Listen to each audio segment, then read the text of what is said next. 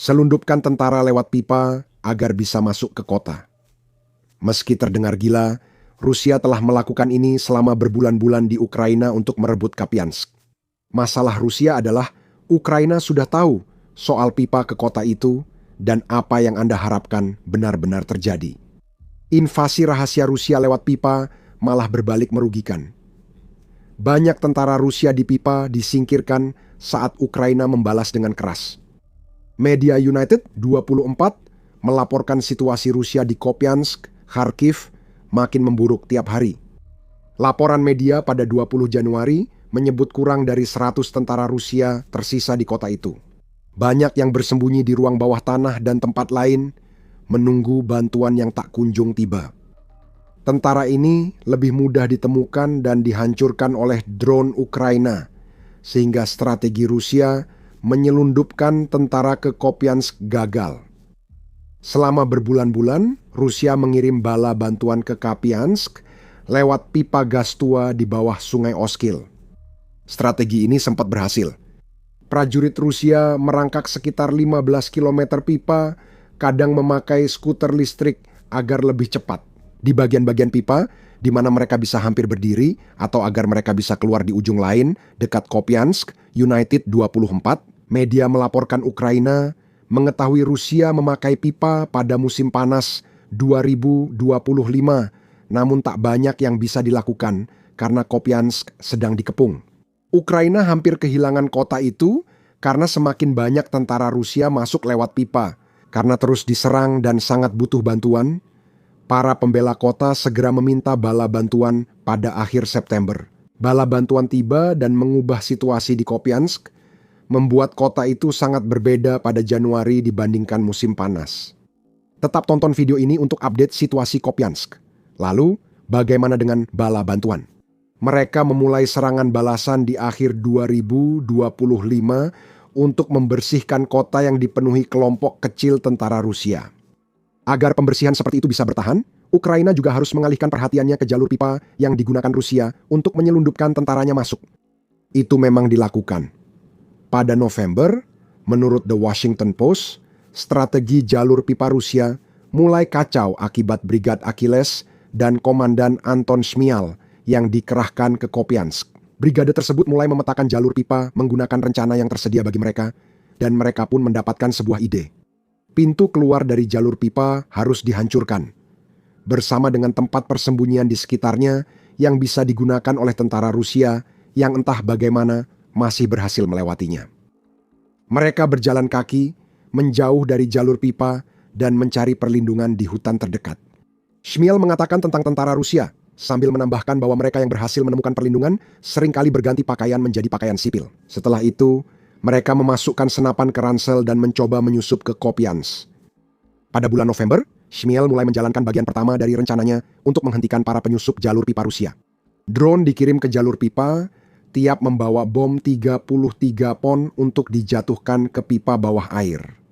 Banjir yang terjadi kemudian memblokir banyak pintu keluar jalur pipa, sehingga Rusia terpaksa kembali menyeberangi sungai Oskil dengan menggunakan rakit. Sekali lagi, itu membuat mereka menjadi target mudah bagi drone Ukraina.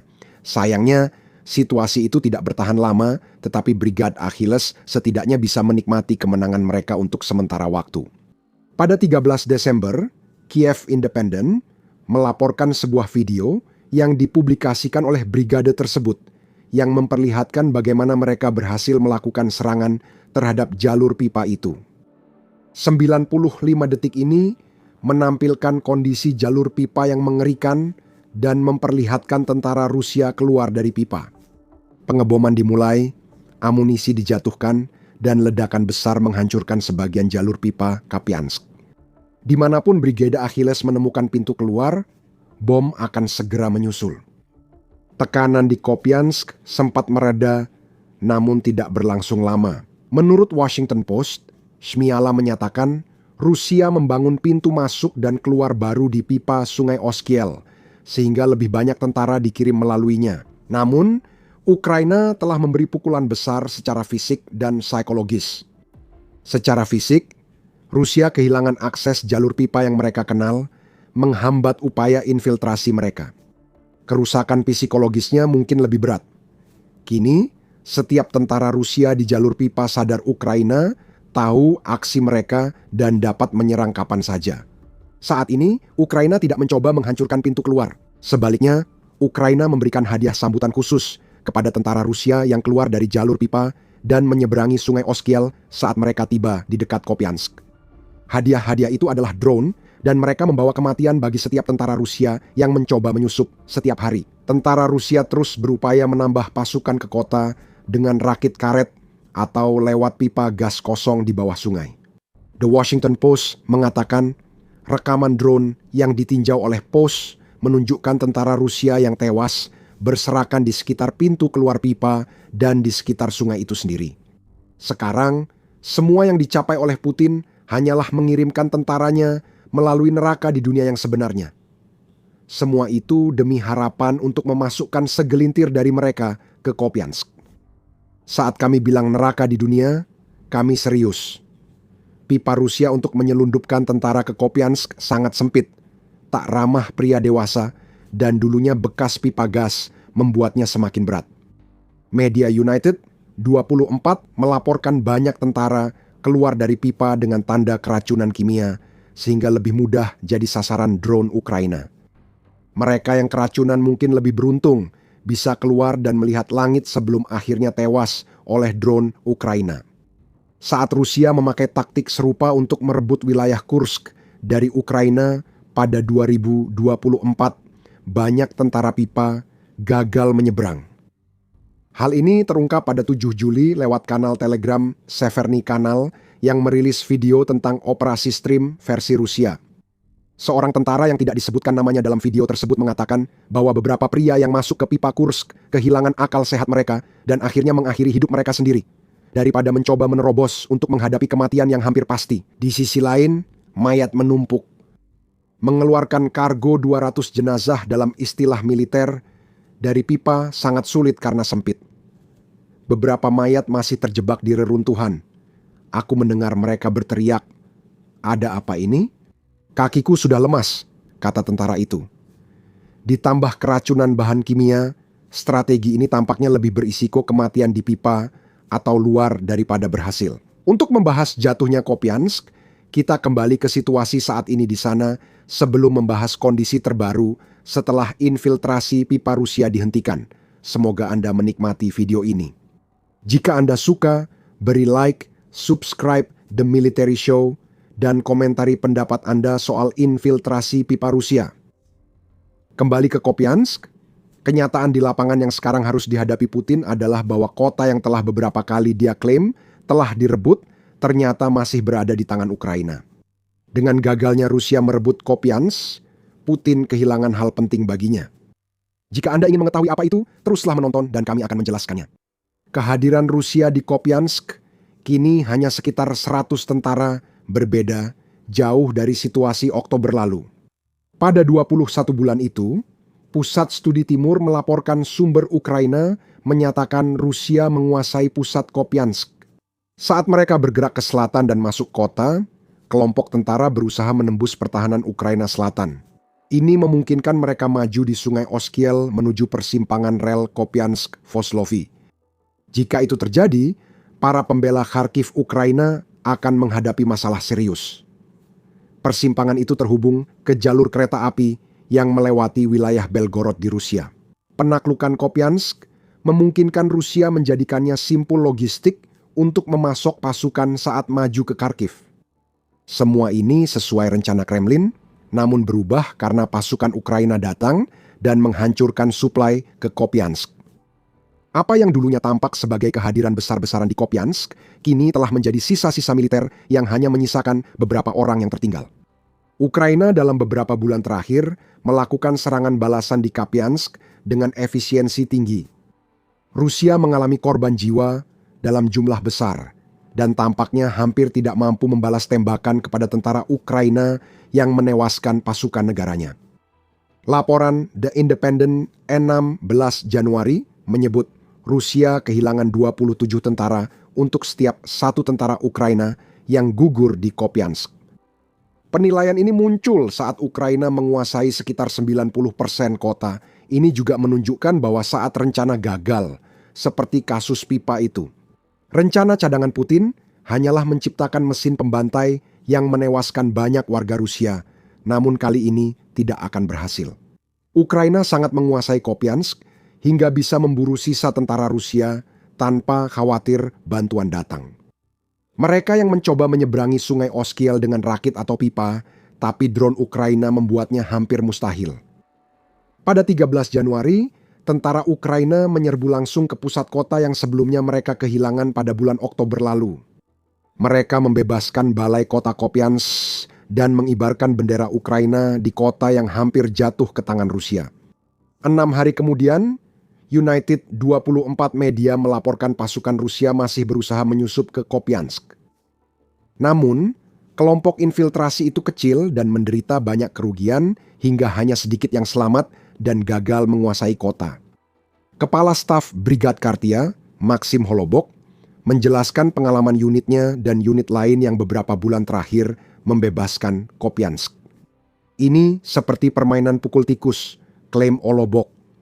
Kami memegang palu dan tikus-tikus itu terus bermunculan. Namun, Washington Post mengatakan bahwa membersihkan Kupiansk kemungkinan akan memakan waktu lebih lama daripada yang diinginkan Ukraina. Itu terjadi saat strategi Rusia berubah menjadi menyelundupkan tentara kecil yang bersembunyi hingga ditemukan dan dibunuh. Tentara Rusia bisa bersembunyi di ruang bawah tanah, di bawah tangga, dan di celah-celah apapun yang mereka temukan. Yang berarti membersihkan para penyusup terakhir yang tersisa harus dilakukan secara hati-hati, melibatkan drone pengintai dan pendekatan yang lambat serta stabil. Rusia tak bisa memindahkan peralatan berat ke kota, dan yang masuk hanya bisa beroperasi dalam radius sekitar 1 km persegi dari Kupiansk.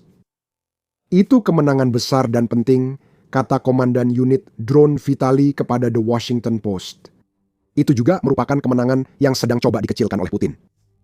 Meski tentara Rusia perlahan tewas di Kupiansk, Kremlin tetap menggertak soal kendali mereka atas kota itu.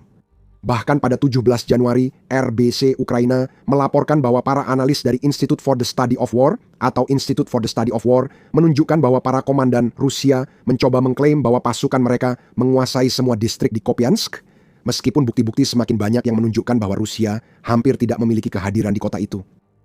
Menteri Pertahanan Rusia Andrei Belyusov memeriksa kelompok pasukan barat pada 16 Januari dan mendengarkan laporan dari komandan Kolonel Jenderal Sergei Kozlovlev.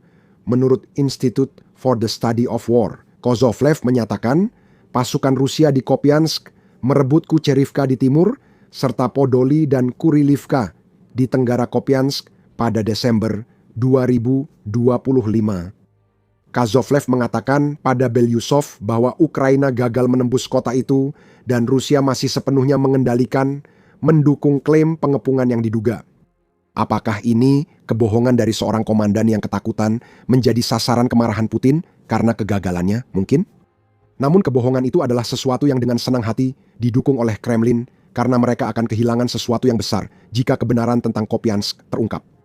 Kerugian besar ini sudah kami sebutkan di video sebelumnya, dan Putin serta kroninya lebih menghargai hal ini daripada nyawa warga Rusia yang hilang akibat serangan pipa itu.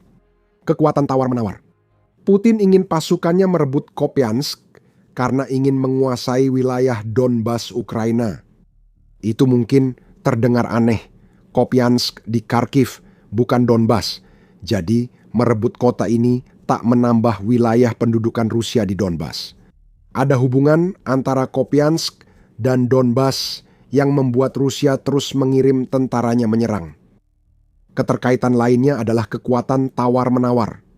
Jika Rusia menguasai Kupiansk, mereka memegang pemukiman Ukraina besar yang dapat ditukar dengan wilayah lain. Bayangkan jika Putin menawarkan Kupiansk ke Ukraina dengan imbalan Pokrovsk di Donetsk atau kota benteng Ukraina lain di oblast itu. Ukraina kemungkinan besar menolak tawaran ini. Namun, ada pihak lain, seperti Amerika Serikat, yang mungkin mendengar tawaran seperti itu dan merasa bahwa itu masuk akal dalam konteks pembicaraan perdamaian. Rusia akan memberikan sesuatu untuk mendapatkan sesuatu kembali, semacam kesepakatan yang akan memberikan Putin apa yang benar-benar dia inginkan, yaitu lebih banyak wilayah di Donbas. Rusia ingin Kupiansk bukan hanya sebagai alat tawar-menawar, tapi juga karena alasan praktis. Kami sudah menyebutkan persimpangan rel yang dipakai Rusia untuk mengangkut pasukan dan peralatan dari Belgorod ke Kupiansk. Ada kaitan lain dengan Donbas. September lalu, RBC Ukraina melaporkan Rusia mungkin memakai Kupiansk sebagai simpul logistik, bukan untuk menyerang Kharkiv, tapi menekan Donbas. Pavlo Narozny, ahli militer menurut RBC Ukraina, menjelaskan arti jatuhnya Kupiansk dalam perebutan Donbas. Merebut Kupiansk akan memperburuk logistik kita dan memperbaiki logistik mereka. Perang ini soal logistik. Mereka bisa memutus jalur kita dan memperbaiki jalur mereka. Kupiansk berada di belakang pasukan kita. Kupiansk memang jauh dari Kharkiv. Tetapi perebutan kota itu menjadi ancaman lebih besar bagi pembela Donbas, Sloviansk, dan Kramatorsk, klaim Narozny.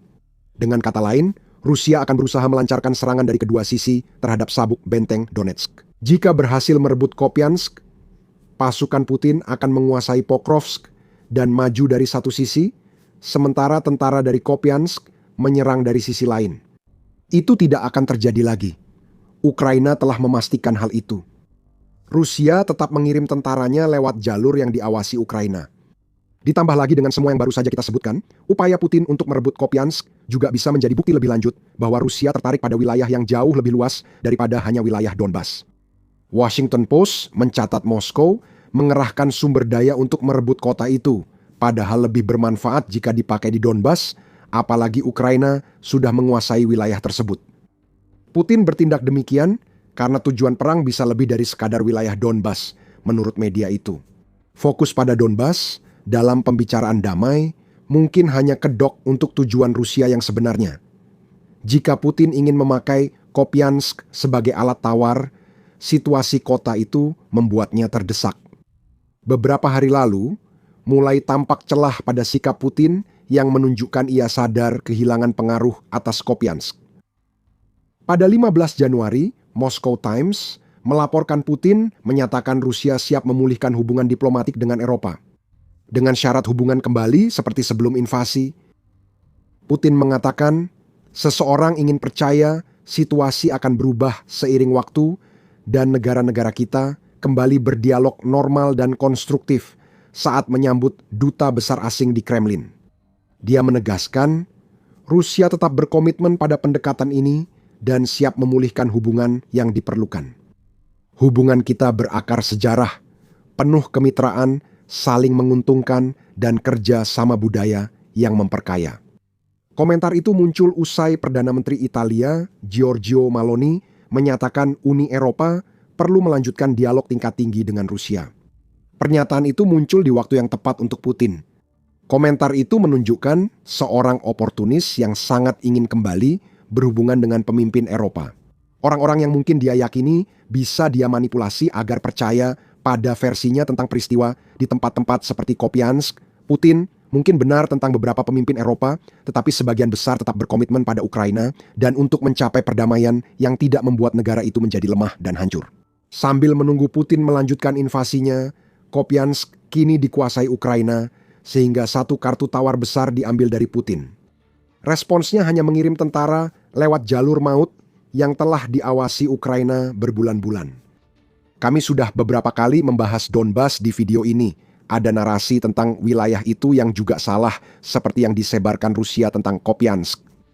Mungkin di kota seperti Pokrovsk tidak ada jalur pipa yang terlibat.